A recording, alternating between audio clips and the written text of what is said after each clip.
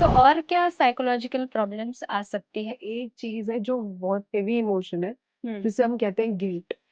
वो गिल्ट नहीं है जो इंसान को गलत काम करने का आता है। हुँ, हुँ। ये गिल्ट वो गिल्ट है कि मेरा ये रोल था, मैंने नहीं किया। तो ये जो है ये हम टैकल कैसे करें? Very simple statement, hmm, it's okay, I hmm, will do it now. को माफ करना, खुद को एक्सेप्ट करना, हुँ, हुँ। बहुत बड़ा काम है। तो ये साइकोलॉजिकल प्रॉब्लम से बाहर आने के लिए हम क्या-क्या कर सकते हैं?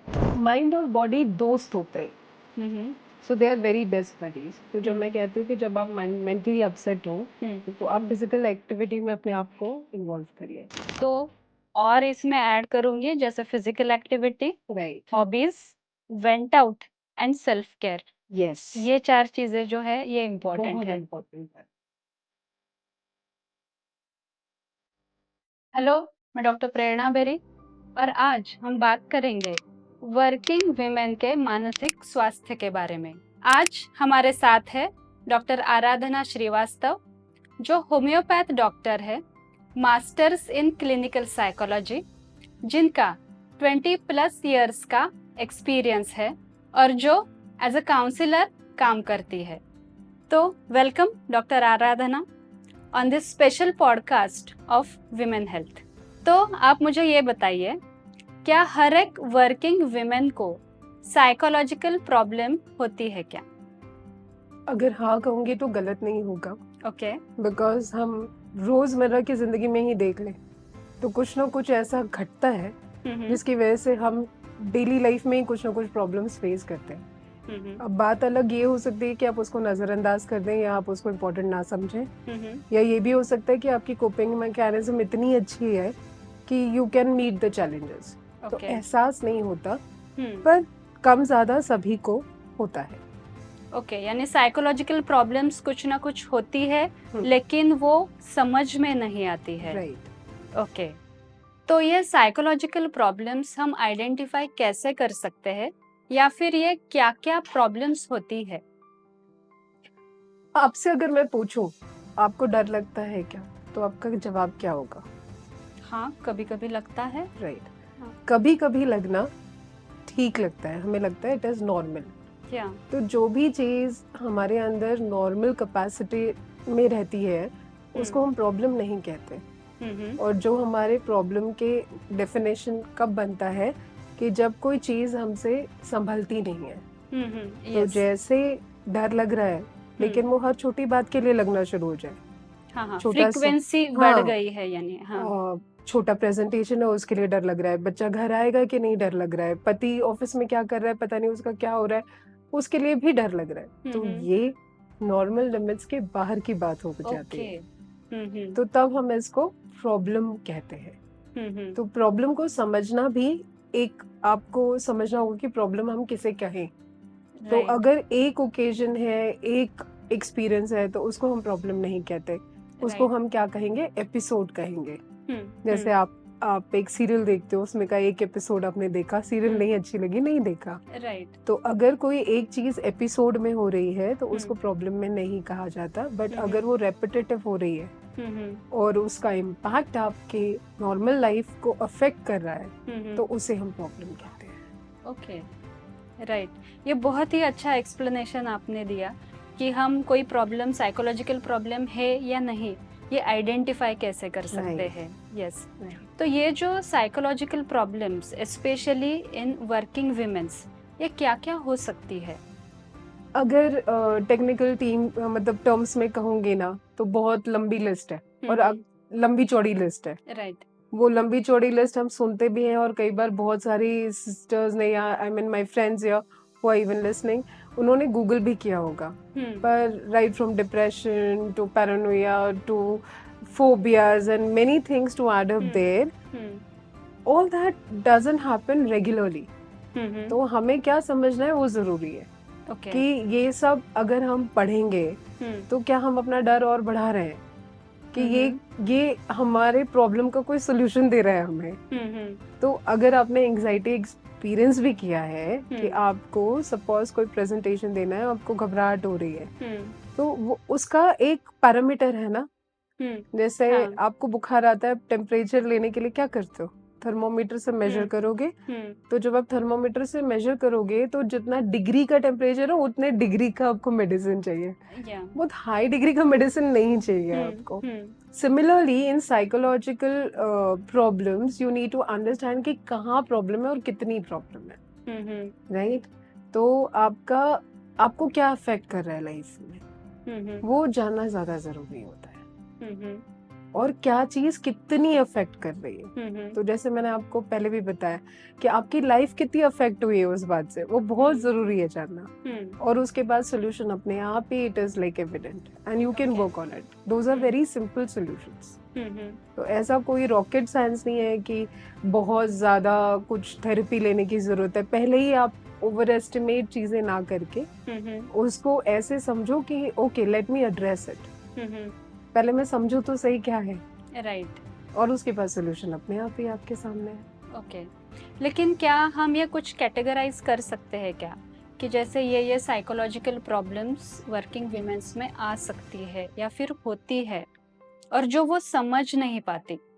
हाँ, कुछ जैसे वर्क रिलेटेड एंजाइटी, या कुछ डिप्रेशन, या कुछ ऐसे सिम्टम्स जहाँ पे आपको फियर ऑफ अननोन या इनसिक्योरिटी, कुछ ऐसी चीजें हैं जो क्लब करके साथ आती है।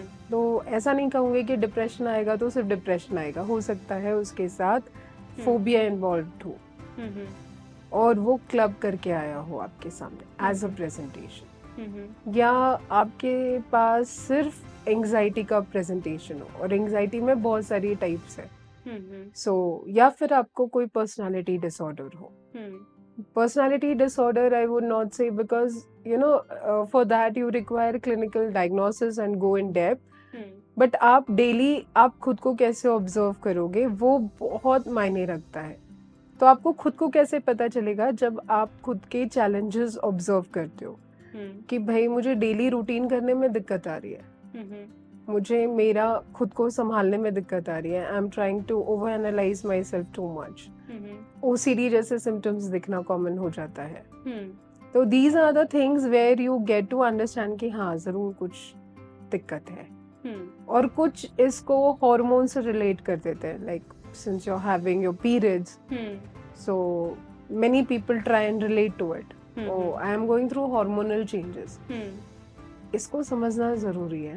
हार्मोनल चेंजेस और साइकोलॉजिकल इश्यूज दोनों अलग अलग पैराडिग्म भी हो सकते हैं। Okay.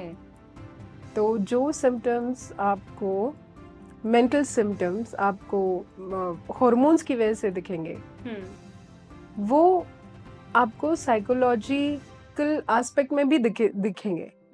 As an if I explain anxiety explain करूं मैं आपको, तो आपको लगता है कि मुझे घबराहट हो रही है, भी मुझे प्रेजेंटेशन देने जाना है और उसमें मुझे घबराहट हो रही है बहुत तेज। This can be the similar presentation just before periods also. Okay, तो ये साइकोलॉजिकल प्रॉब्लम्स कहाँ से आते हैं? एक्चुअली सवाल बहुत अच्छा है, बिकॉज ये सवाल जेन्युइन भी है, ये भी कहूँगी, क्योंकि हम जनरली इस पे बात नहीं करते। हम जनरली सिकनेस पे बात करते हैं और फिर उसके सोल्यूशन ढूंढने में लग जाते हैं। तो बिना रूट कॉज को समझे अगर हम आगे बढ़ेंगे तो सही नहीं होगा। तो अगर आज मैं बात करूं वर्किंग वुमेन की, तो उसका आप रोल समझिए। एक वर्किंग वुमेन के रोल डेफिनेशंस क्या क्या है, तो वो अपने आप को डिफाइन कर रही है एक पर्टिकुलर रोल में जो उसका काम है, और एक वो उसका निजी जिंदगी कहूंगी और पर्सनल लाइफ। तो ये दो चीजों में उसकी लाइफ है। अब वो खुद को कहाँ देखती है, उसमें से उसके प्रॉब्लम शुरू होता है। कई बार किस चीज को इम्पोर्टेंस दे, हम इस बात में फंस जाते हैं। राइट। जैसे कि मेरे लिए मेरा प्रेजेंटेशन इम्पोर्टेंट है, एट द सेम टाइम मेरा बच्चा बीमार है। राइट। तो मेरे लिए एक धर्म संकट की घड़ी है कि बच्चा इम्पोर्टेंट है या प्रेजेंटेशन इम्पोर्टेंट। दोनों ही इम्पोर्टेंट है। ऐसा तो नहीं कहूंगी कि प्रेजेंटेशन बहुत इम्पोर्टेंट है, कोई भी लेडी ऐसा नहीं कहेगी। तो यहाँ पे उसके लिए उसका सपोर्ट सिस्टम बहुत इम्पोर्टेंट है कि वो अपने लिए अपना सपोर्ट सिस्टम कैसे बनाती है। अगर नहीं बना पाती है तो यहीं से उसके मानसिक स्वास्थ्य की प्रॉब्लम शुरू हो जाती है। कई बार एंजाइटी होगी या इरिटेशन होगा इनिशियली, या एंगर मैनेजमेंट पे काम करना पड़ जाए, या कई बार ऐसा हो कि बहुत ज्यादा ही फियर फील करे अपने बेबी के लिए कि उसको कहीं कुछ हो ना जाए। And later on it might go into guilt also कि whether I'm a good mother or not good mother. So all this comes out of dilemmas कि wherein you have to choose कि what you should do and what you should not do, or what you should delegate it off. So there when she can decide and where she can have a proper support system, तो उसके लिए ease out way हो जाता है कि भाई मैं क्या करूँ, कैसे हैंडल करूँ इसी चीज को, जहाँ पे मेरा प्रेजेंटेशन भी मेरे लिए देना इम्पोर्टेंट है और बेबी को भी टाइम देना है. So can I delegate in that time where I'm giving presentation, someone can take care of the baby. And once I'm done with the presentation, of course I'm there for my baby. And not feeling anything for the time when I was not there. That is very important. Rather than thinking, oh, I should have been there. Understanding you can't be there, my dear lady, everywhere. So you just can't be there everywhere. To be understood and to be accepted makes your life easier. Okay. Now, let's take it otherwise also. Like girls who are just coming out of their college, stepping out of their college, and they are new budding people in the industry. They want to start up some career. And now they are into dilemma. Whether they will get permission or not. How they should hail off. How to tell people, oh, I want to do this. And people are not agreeing to whatever you want to do is. That kind of inner quest which is going inside you and which is taking toll over your health, which is creating some kind of depressive symptoms in you. Okay, I'm not able to do what I want to, and I've been told, oh, you have to do this. This role dilemma again. What you should do and what you should not do. So then thinking and taking proper decisions there and then on the basis of facts. So how do you take an evidence-based decision is कि what is in my favor, what I can do alone, and how I can support myself alone first, and then how much support is required. If we can take decision on the basis of facts, we support ourselves better. Then we would not be landing up in major emotional crisis, I would say, or major mental health issues as well as such. Will be able to sail out very nicely through tricky situations as well. तो क्या आप हमें simple कुछ बता सकते हैं कि हम ये डिलेमास हैंडल कैसे कर सकते हैं? जरूरी है ये जानना कि ओनरशिप कैसे लेनी है, किस चीज की ओनरशिप कब लेनी है. क्या सब कुछ मुझे करना है? नहीं, मुझे टीम बनाने आनी है, मुझे टीम वर्क में काम करना आना है. तो ये जब मैं कहूँ कि सब कुछ मुझे करना है और सब कुछ मुझे ही बेहतर करना है, तो हम ये समझ सकते हैं वो पॉसिबल नहीं है. It can not be, nothing can be one man show और one woman show. You require a team to do anything. तो वैसे जब आप अपने काम को प्रॉपरली डेलीगेट करेंगे, आप अपने काम के बारे में बात करेंगे और उसका डेलीगेशन देंगे और वो काम उस हिसाब से होगा, तो आप ईज आउट रहेंगे. तब आपके मानसिक स्वास्थ्य पर इतना जोर नहीं पड़ेगा. ओके. तो यानी ये जो डिलेमा है ये हमें अच्छे से हैंडल करना आना चाहिए. Right. और ये कैसे हैंडल करना है ये भी हमें सीखना पड़ेगा. यस. तो और क्या साइकोलॉजिकल प्रॉब्लम्स आ सकती है या फिर होती है वर्किंग वुमेन में? साइकोलॉजिकल प्रॉब्लम से कहूंगी कि आप ये समझिए कि रूट कॉज क्या होता है उन प्रॉब्लम्स का. क्योंकि सिम्टम्स तो आप भी जानती हैं कि डिप्रेशन है, पैरानोइया है या फोबिया है, बहुत सारी चीजें हैं. पर उन टर्म्स में ना जाके हम एक बात समझते हैं. एक चीज है जो बहुत हेवी इमोशन है जिसे हम कहते हैं गिल्ट. तो गिल्ट क्या है?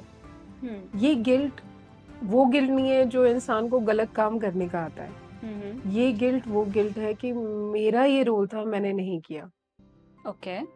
तो आप इस बात को समझिए कि अगर एक माँ वर्किंग वुमन है तो उसके मन में ये गिल्ट होना कि मैं अच्छी माँ नहीं हूँ।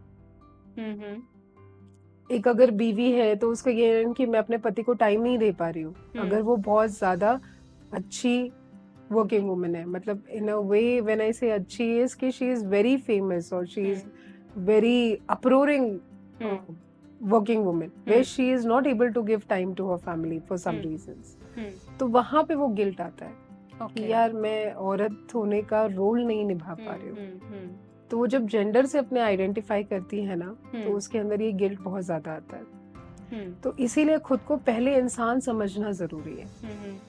तो आपको अपने लिए टाइम देना बहुत जरूरी है। आपको ये नहीं समझना है कि मैं औरत हूँ तो मेरा ये रोल है। ये बात मैं कहती हूँ क्योंकि आप पहले अपने आप को इंसान समझो, औरत आप बाद में हो। तो जितना जरूरी किसी भी इंसान के लिए रिलैक्स करना होता है तो आपके लिए भी उतना ही जरूरी है। ओके, तो ये गिल्ट है, ये मैंने भी बहुत सारे पेशेंट्स में देखा है कि उनको ऐसे लगता है कि मैं ये भी नहीं कर पा रही हूँ, वो भी नहीं कर पा रही हूँ, यानी I am not able to work also, और मैं अपने फैमिली की तरफ भी ज़्यादा ध्यान नहीं दे पा रही हूँ। तो ये हमेशा वो रहता है गिल्ट कि मैं सब जगह में कम ही पढ़ रही हूँ। तो ये जो है ये हम टैकल कैसे करें, ये इसके लिए हम क्या सोल्यूशन उनको दे सकते हैं? आप एक बात समझते हैं, over expectation from one self, यानी खुद से बहुत ज्यादा ही आपकी अपेक्षाएं हैं। आपको लेट गो करना आना है। आपको ये समझना है कि मैं कहाँ क्या कर सकती हूँ, कहाँ नहीं कर सकती। जब मैं कहती हूँ कि मैं ये काम परफेक्टली कर सकती हूँ, तो जब मैंने वो रोल अच्छे से निभा दिया तो नेचुरली कोई दूसरा रोल है उस टाइम में जो मुझे करना था, मैं नहीं कर पाई। तो it is okay, very simple statement, it's okay, I will do it now. खुद को माफ करना, खुद को एक्सेप्ट करना बहुत बड़ा काम है। ओके, इसका मतलब ये नहीं कि आप हर बारी वो चीज कर रहे हो, पर आपको पता है कि आप प्रायोरिटाइज कर गए ना। और प्रायोरिटाइज करने में आपका रोल कितना है आप जानते हो कि आपको आपके काम को भी देखना है जो इम्पोर्टेंट था उस वक्त में। इसलिए फैमिली को उस वक्त जो इम्पोर्टेंट है ये हमें समझना चाहिए बहुत कि ज्यादा उस टाइम के लिए क्या इम्पोर्टेंट है वही आपको करना है, और दूसरे चीज के लिए आपको गिल्ट नहीं मानना है। तो ये बहुत ही इम्पोर्टेंट चीज आपने बताई कि प्रायोरिटाइज करना चाहिए। प्रायोरिटाइज ऐसे भी आप ये समझो कि आप किसी चीज को अगर फुल 100% अटेंशन देते हो तो उस वक्त आप दूसरी चीज को नहीं अटेंशन दे सकते, बिकॉज आप 100% ऑलरेडी दे चुके हो। तो नेचुरली उस चीज को आपको बाद में ही करना है। यस, सो मल्टीटास्किंग वाला जो मिथ है ना वो दिमाग से निकाल देना है कि मैं सब कुछ कर सकती हूँ। तो मैं फोन भी अटेंड कर रही हूँ, मैं कॉल्स भी अटेंड कर रही हूँ, मैं उसी वक्त बेबी को भी देख, नहीं, आपका बेबी अटेंडेंट रह जाएगा। वो अगर कोई ड्राइंग दिखा रही है तो आप 100% उस ड्राइंग के ऊपर नहीं फोकस कर पाए। आपने जस्ट उसको बोलो हाँ बेटा वेरी गुड, और आपने उस बच्चे को वहां से भगा दिया है just to prioritize something else. So actually you have done prioritizing, but you have paid some cost for it. So it's fine. Nothing comes easy. तो नेक्स्ट टाइम आप अपने बेबी के पेंटिंग को और टाइम को प्रायोरिटाइज करना, उस वक्त कॉल्स मत अटेंड करना। Right, so you then learn the art of prioritising and strategising. तो दो चीजें अगर आपको अच्छे से आ गई तो आप अपने रोल्स को अच्छे से जगल कर पाओगे। आपने जगलर देखा होगा, हमें लगता है कि वो एक साथ 4-5 बॉल नहीं, वो एक टाइम पे एक ही बॉल कैच कर रहा होता है। यस, पर हमें देखते वक्त ऐसा लगता है कि वो मल्टीपल बॉल्स के साथ खेल रहा है, नहीं। Yes, right. तो हमें ये बात समझनी है कि जब हम कोई रोल कर रहे हैं तो पहले हम उसको देख लें। ऑफ कोर्स हम दूसरे रोल को देखेंगे लेकिन थोड़ी देर बाद में, पर जब हम उस रोल में होंगे तो हम बाकी कुछ नहीं अटेंड कर रहे होंगे। तो इसमें मुझे ये समझ में आ रहा है कि इट्स ओके, इट्स फाइन, ये जो वर्ड्स है ना ये बहुत ही ज्यादा इम्पोर्टेंट है, बहुत इम्पोर्टेंट है खुद को बोलना, क्योंकि आपको ये बताने वाला कोई नहीं आएगा। Yes, when you say I am an independent working woman, you have to understand independently we need to take care of also ourselves. तो हमें खुद का केयर कैसे लेना है, to ease out ourselves. Acceptance ए कि मुझे बहुत सारे काम करने हैं, ठीक है, दूसरा ये कि रोल डेलीगेशन, थर्ड ये कि मेरे लिए क्या जरूरी है अभी, what is my priority right now. तो अगर वर्क प्रायोरिटी है तो वर्क 100%, फैमिली प्रायोरिटी है तो फैमिली 100%। राइट। तो हमने डिलेमा के बारे में बात की, लेकिन ये डिलेमा क्रिएट कैसे होता है? अगर मैं कहूँ आपसे कि हमारे जो थिंकिंग प्रोसेस है ना, उसमें कुछ ऐसे पैटर्न्स निर्माण होते हैं, उन पैटर्न्स के थ्रू हम सोचना शुरू करते हैं हमारे बिलीफ सिस्टम्स में। ओके। तो particular belief systems as such, जैसे आप सोचते हो all or nothing, all or nothing एक कॉग्निटिव डिस्टॉर्शन माना जाता है। यानी उसमें क्या होता है, हर चीज आपको ऐसे लगती है, इसका एग्जांपल ऐसे भी ले सकते हो कि सब कुछ मैंने ही करना है क्या, और मैं नहीं करूंगी तो कुछ नहीं होगा। ओके। तो एक औरत को हमेशा ही लगता है कि मैं ही सब कुछ काम परफेक्टली करती हूँ, और अगर मैं नहीं करूंगी ना तो कोई भी काम परफेक्टली नहीं होगा। तो इस थॉट की वजह से वो डेलीगेट नहीं कर पा रही होती है। Right. And she goes into exhaustion, she'll go into irritability, she'll go into sadness, depression, everything. But उसको डेलीगेशन में दिक्कत आ रही होती है, पर वो पैटर्न समझ नहीं आ रहा होता है उसे कि ये हो क्यों रहा है। तो वो जो डिलेमा उसका निर्माण होता है कि okay, like I have to do this, या मेरा रोल डिलेमा मुझे आ रहा है कि फैमिली को इम्पोर्टेंस दूं या मैं अपने काम को इम्पोर्टेंस दूं, वो यहाँ से आता है all or nothing dilemma. Okay. और एक है मेंटल फिल्टर, मतलब मेंटल फिल्टर यानी मैक्सिमाइज कर देते हैं हम किसी चीज को। बच्चे को हल्का सा बुखार है, बाप रे इसको कुछ हो जाएगा, मैं अभी प्रेजेंटेशन पे चली गई तो इसका ज्यादा ही कुछ बीमार पड़ जाएगा। We try to magnify thing, कुछ नहीं, नॉर्मल फीवर है, बच्चा ठीक हो जाना है। बट देन वो इतना ज्यादा हमारे दिमाग में ब्लोट आउट हो गया होता है कि हमें वो एक सिंपल सी प्रॉब्लम बड़ी लगने लगती है। ओके। तो इसको हम बोलते हैं कॉग्निटिव डिस्टॉर्शन। ओके। उसके ऊपर बहुत सारे वीडियोस हैं, you can see, and there are lot much stuff also available on net which gives you lot of clarity कि ये क्या है एग्जैक्टली।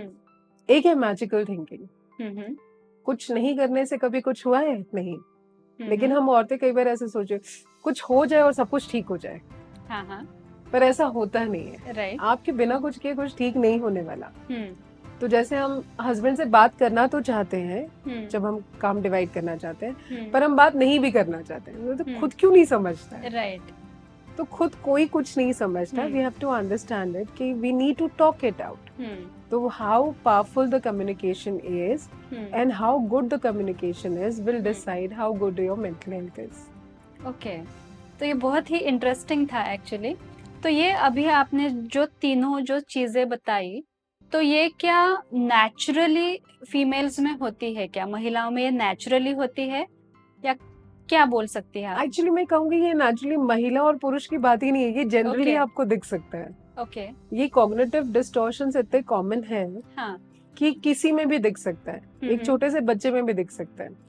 जैसे आज मैं फर्स्ट नहीं आया तो मैं फेलियर हूँ, जबकि ऐसा नहीं होता। अगर आप आज फर्स्ट नहीं आए हो इसका मतलब आप फेलियर तो नहीं हो, डेफिनेटली वो एक ओकेजन है, वो एक इवेंट है। पर कई बार हम ऐसा सोचते हैं। So it is not about anything, it is about a person how we think. तो इसीलिए अपने थिंकिंग पे काम करना जरूरी होता है। तो इसमें जर्नलिंग बहुत हेल्प करती है। तो जर्नलिंग क्या होती है, just scribbling whatever is coming in your mind. तो आप एक नोटबुक और पेन लेकर बैठ जाइए और जो भी आपके दिमाग में लिखते चले जाइए। जब तक आप लिखते हैं आप स्टॉप करिए, फिर आपको समझ में आएगा कि थॉट का पैटर्न क्या चल रहा है, सिर्फ पैटर्न समझने के लिए। ओके। लेकिन कोई भी इतना डीपली खुद के बारे में कभी सोचता नहीं है कि हाउ आई एम, मुझे क्या हो रहा है, हाउ आई एम थिंकिंग, इतना डीप हम कभी भी सोचते नहीं है। तो ये हम कैसे करें? कुछ खुद को जानने के लिए ना दूसरों से पूछना छोड़ दे तो ज्यादा अच्छा रहेगा, और खुद के बारे में समझना शुरू कर दे। तो खुद के लिए मी टाइम निकाल के अपने हॉबीज खुद चेक करें कि मुझे क्या करना अच्छा लगता है, कहाँ मैं एक्सप्रेस हो रही हूँ। थोड़ा गार्डनिंग में आराम आता है क्या, म्यूजिक सुनने में आराम आता है क्या, मुझे अकेले बैठने में चैन मिल रहा है क्या। पर्पसफुली ऐसा तो नहीं कि लोग कह रहे हैं कि नहीं जाओ लोगों से बात करो तुम्हें अच्छा लगेगा, मैं वो कर रही हूँ, और अंदर से मुझे ऐसा लग रहा है नहीं मैं अकेले बैठूं और शायद थोड़ा ड्राइंग करूं, मंडला आर्ट करूं तो मुझे अच्छा लगेगा। To know yourself better is to do things what you like. आपको कोई भी चीज कैसे समझ में आती है? शक्कर का टेस्ट कैसे समझ में आता है? आप टेस्ट करते हो तो ही समझ में आता है वो मीठा है। शक्कर खुद होके नहीं बताएगा। तो ह्यूमन एनर्जी कभी भी एक्सप्रेशन में आएगी। तो आप जैसे ही अपने आप को एक्सप्रेस करोगे, आपको समझ में आने लगेगा कि okay, this is how you are, this is what you like. तो giving time to yourself, understanding yourself is really important. Very important. कि ये जो कुछ मेंटल या साइकोलॉजिकल प्रॉब्लम्स है, इससे बाहर आने के लिए पहले खुद को समझना जरूरी है। जरूरी। यस। तो अगर ये साइकोलॉजिकल प्रॉब्लम्स है, तो इससे बाहर आने के लिए हम क्या क्या कर सकते हैं? इसके सॉल्यूशंस क्या क्या है? माइंड और बॉडी दोस्त होते हैं। तो अगर एक रूठा हुआ है तो उसी पे काम नहीं करना चाहिए इमीडिएटली। तो आप दूसरे पे काम करिए, दूसरा अपने आप रिलैक्स हो जाता है। So they are very best buddies. तो जब मैं कहती हूँ कि जब आप मेंटली अपसेट हो या आप किसी चीज से परेशान हो, तो आप फिजिकल एक्टिविटी में अपने आप को इन्वॉल्व करिए। तो अगर आपको जॉगिंग अच्छा लगता है जॉगिंग, डांसिंग अच्छा लगता है डांसिंग, आपको फिजिकल एक्सरसाइज अच्छी लगती है फिजिकल एक्सरसाइज, वॉकिंग अच्छी लगती है walking, whatever you can do with it. People experiment with lot many things, you know, पिलाते, yoga, whatever you like. Okay. कोई ऐसा एक चीज नहीं है। ये आप अपनी बॉडी टाइप, अपने आप को ध्यान में रख के आपको जो अच्छा लगता है वो चूज करिए। और फिर उसके साथ आप you can create a routine, so it'll start benefiting you. Okay. Yeah. So relaxing your body is relaxing your mind indirectly, and that benefits. That benefits. Okay. अभी जैसे मैंने आपके लिए बात की थी कि गिल्ट की, तो एक टेक्निक है जैसे हम बोलते हैं EFT, इमोशनल फ्रीडम टेक्निक। तो उसका एक डेमो देती हूँ मैं आपको। Okay. लेट्स से कि आप कोई भी गिल्ट ले लीजिए अपनी लाइफ का। हम नॉट नेसेसरली कि आप मुझे बताएं ही, पर आप मुझे सिर्फ on the scale of 1 to 10 इतना बताएं कि आप वो गिल्ट कितना सेंस करते हैं अपने आप में। 8, 9। तो अभी एक सेंटेंस बोलते बोलते आप मेरे साथ टैपिंग करिएगा, जैसे मैं बोलती हूँ, ठीक है?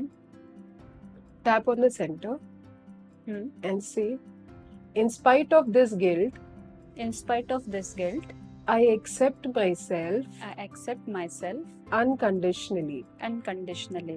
In spite of this guilt, In spite of this guilt, I love myself I love myself unconditionally. unconditionally. अब आप यहाँ पे आइए। In spite of this guilt, In spite of this guilt, I accept myself I accept myself unconditionally. unconditionally. In spite of this guilt, In spite of this guilt, I love myself I love myself unconditionally. unconditionally. Now go here. यहाँ पे in spite of this guilt, In spite of this guilt, I accept myself I accept myself unconditionally. unconditionally. In spite of this guilt, In spite of this guilt, I love myself I love myself unconditionally. unconditionally. In spite of this guilt, In spite of this guilt, I love myself I love myself unconditionally. unconditionally. In spite of this guilt, In spite of this guilt, I love myself I love myself unconditionally. unconditionally. In spite of this guilt, In spite of this guilt, I accept myself I accept myself unconditionally. unconditionally. In spite of this guilt, In spite of this guilt, I love myself I love myself unconditionally. unconditionally. In spite of this guilt, In spite of this guilt, I love myself I love myself unconditionally. unconditionally. In spite of this guilt, In spite of this guilt, I love myself I love myself unconditionally. In unconditionally. spite of this guilt, In spite of this guilt, I love myself I love myself unconditionally. unconditionally. In spite of this guilt, In spite of this guilt, I accept myself I accept myself unconditionally. unconditionally.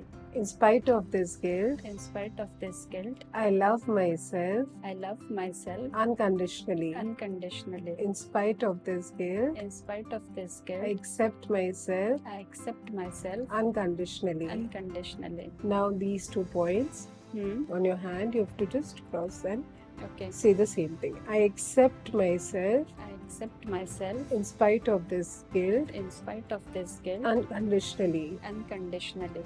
I love myself. I love myself. In spite of this guilt. In spite of this guilt. Unconditionally. Unconditionally. Put your hands down. Take a deep breath.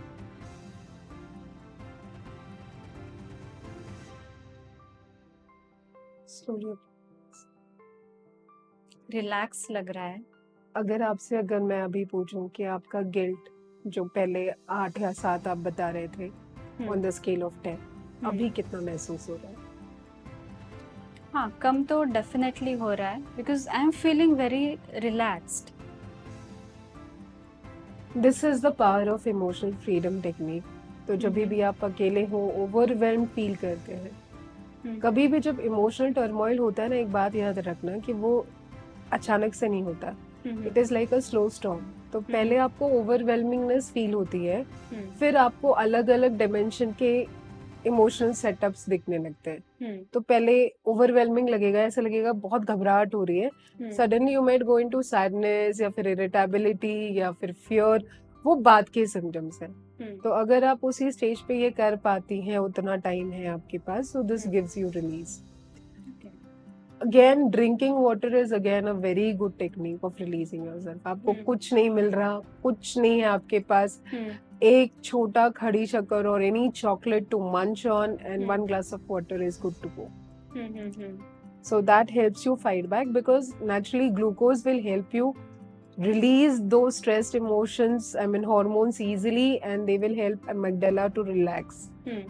And drinking water definitely helps better. Channelize your stress hormone faster.